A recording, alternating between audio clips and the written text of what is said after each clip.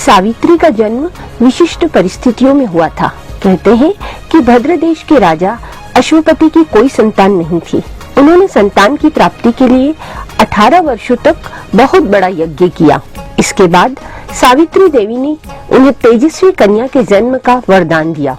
सावित्री देवी की कृपा से जन्म लेने की वजह से कन्या का नाम सावित्री रखा गया। राजा की बेटी ने युवावस्था में प्रवेश किया। उसके रूप लावण्य को जो भी देखता उस पर मोहित हो जाता। जब राजा की बहुत कोशिशें करने पर भी सावित्री के योग्य कोई वर नहीं मिला तो उन्होंने एक दिन सावित्री से कहा, बेटी अब तुम विवाह के योग्य हो गई हो, इसलिए स्वयं अपने योग्य वर की खोज करो। पिता की बात मानकर सावित्री मंत्रियों के साथ यात्रा के लिए निकल गई। कुछ दिनों तक ऋषियों के आश्रमों और तीर्थों में भ्रमण करने के बाद वह राजमहल लौट आई। इस समय उसके पिता के साथ देवर्षि नारद भी बैठे हुए थे। उसने उन्हें देखकर प्रणाम किया। राजा अश्वपति ने सावित्री से उसकी यात्रा का समाचार पूछा। सावित्री ने कहा, पिताजी, तपोवन में अपने माता पिता के साथ निवास कर रहे सत्यवान सर्वथा मेरे योग्य हैं, अतः मैंने मन से उन्हीं को अपना पति चुना है। नारद जी सावित्री की बात सुनकर चौंक उठे और बोले, राजन, सावित्री ने बहुत बड़ी भूल कर दी है। सत्यवान के पिता शत्रुओं के द्वारा राज्य से वंचित कर दिए गए हैं। वह वन में तपस्वी जीवन व्यतीत कर रहे हैं, अपनी दृष्टि खो चुके हैं। सबसे बड़ी कमी यह है कि सत्यवान की आयु अब केवल 1 वर्ष ही शेष है। नारद जी की बात सुनकर अश्वपति व्यग्र हो गए। उन्होंने सावित्री से कहा, बेटी तुम फिर से यात्रा करो और किसी दूसरे योग्य वर का वरण करो। सावित्री सती थी।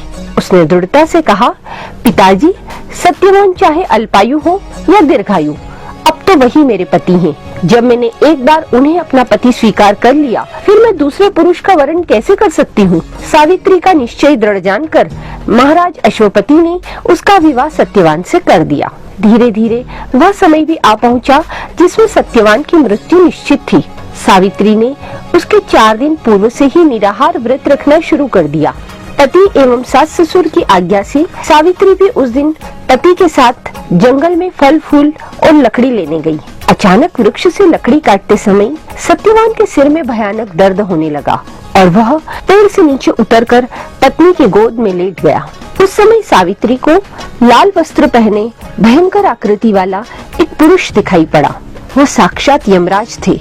उन्होंने सावित्री से कहा, तू पतिव्रता है, तेरे पति की आयु समाप्त हो गई है, मैं इसे लेने आया हूँ।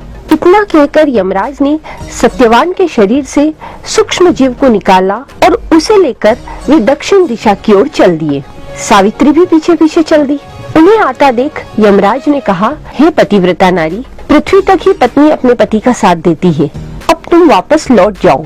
उनकी इस बात पर सावित्री ने कहा, जहाँ मेरे पति रहेंगे मुझे उनके साथ रहना है, यही मेरा धर्म है।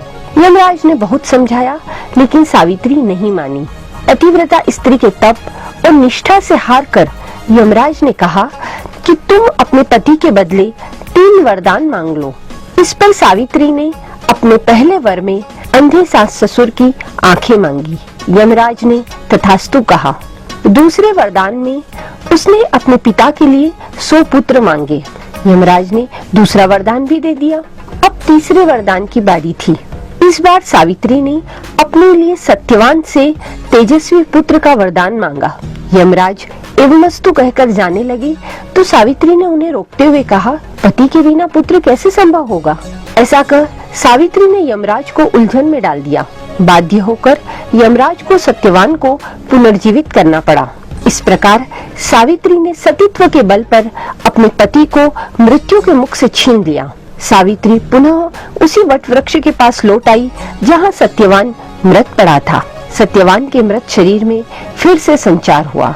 इस प्रकार एक सती की फिर से विजय हुई। यह है वट सावित्री व्रत पूर्णिमा की कथा।